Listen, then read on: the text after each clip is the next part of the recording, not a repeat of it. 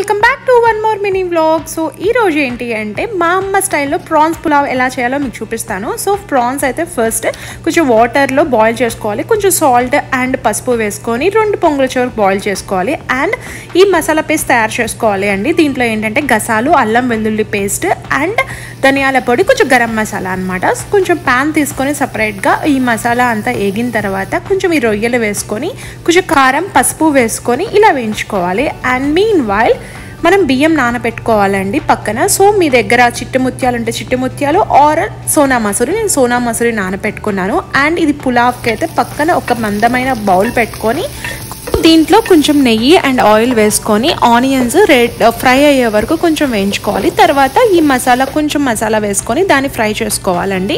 కొంచెం పచ్చి పోయే వరకు ఫ్రై చేసుకోవాలి. దాంట్లో కొంచెం సాల్ట్ అండ్ కారం కావాలంటే వేసుకోండి. నాకు ఆ గ్రీన్ చిల్లీ స్పైస్ అయితే సరిపోతుంది. అండ్ మీ దగ్గర ఏమన్నా కొంచెం బిర్యానీ మసాలా ఉంటే 1 స్పూన్ వేసుకోవచ్చు. అండ్ దీని తర్వాత కొంచెం పుదీనా వేసుకొని మనం వేయించుకోవాలి. ఆ మసాలా పేస్ట్ అంతా వేగిన తర్వాత నేను 2 గ్లాసెస్ ఆఫ్ రైస్కి 3.5 గ్లాసెస్ వాటర్ అయితే వేసుకుంటున్నానండి. సో నాకు రైస్ అయితే నేను హాఫ్ అన్ అవర్ నానబెట్టాను.